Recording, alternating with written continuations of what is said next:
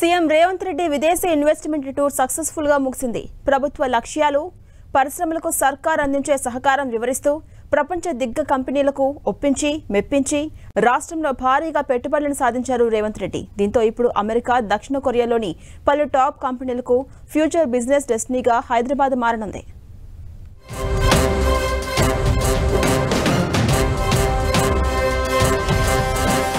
ముఖ్యమంత్రిగా బాధ్యతలు చేపట్టిన తర్వాత రేవంత్ రెడ్డి తొలిసారి చేపట్టిన ఇన్వెస్ట్మెంట్ టూర్ విజయవంతంగా ముగిసింది.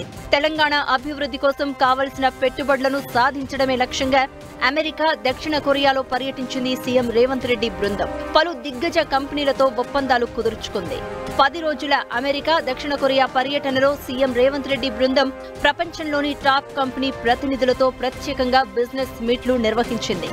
అమెరికాలోని గూగుల్, యాపిల్ క్యాంపస్లు, స్టాన్ఫోర్డ్ యూనివర్సిటీని సందర్శించింది.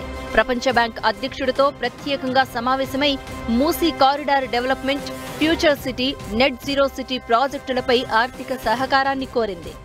ఐటీ దిగ్గజ కంపెనీ కాగ్నిజెంట్ హైదరాబాద్లో తన కార్యకలాపాలను మరింత విస్తరించేందుకు ఒప్పందం కుదిరింది.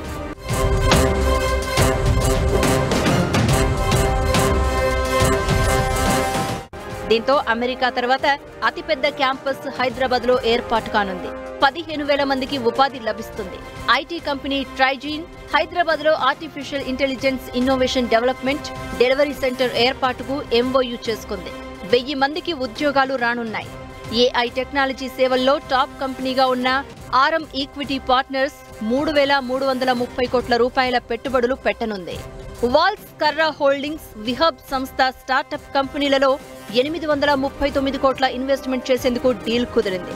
టెక్నాలజీ, సర్వీస్ సొల్యూషన్స్ లో తొలిసారిగా హైదరాబాద్ లో తన కార్యాలయాన్ని ఏర్పాటు చేసేందుకు ఆర్సీసీఎం ముందుకు వచ్చింది.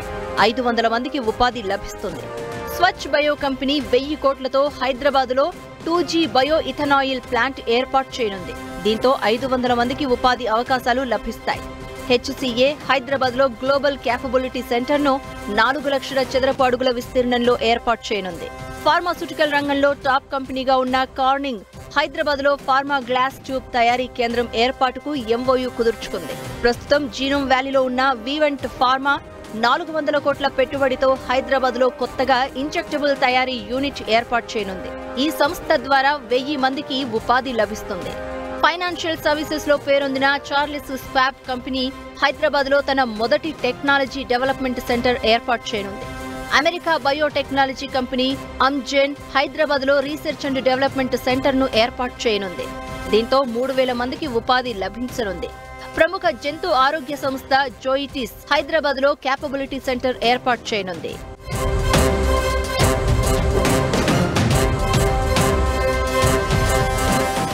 దక్షిణ కొరియాలో సీఎం రేవంత్ రెడ్డి ప్రెజెంటేషన్ పై ఆసక్తి కనబరిచిన ఎల్ఎస్ గ్రూప్ అధినేత కు జావున్ పెట్టుబడుల విస్తరణకు అంగీకరించారు. ఎలక్ట్రిక్ బ్యాటరీల తయారీ, గ్యాస్, ఎనర్జీ రంగాల్లో పెట్టుబడులు రానున్నాయి. ఇక వరంగల్ మెగా టెక్స్టైల్ పార్క్ కు సౌత్ కొరియా నుంచి పెట్టుబడులు రానున్నాయి. కొరియన్ టెక్స్టైల్స్ ఫెడరేషన్ లోని కంపెనీలు పెట్టుబడులు పెట్టేందుకు ముందుకొచ్చాయి. మూసీ కారిడార్ డెవలప్మెంట్ కోసం కొరియా సహకారం తీసుకోనుంది. మొత్తానికి ఇన్వెస్ట్మెంట్ టూర్ తో తమ అంచనాలకు మించి పెట్టుబడులను రాబట్టడంలో సీఎం రేవంత్ బృందం సక్సెస్ అయింది.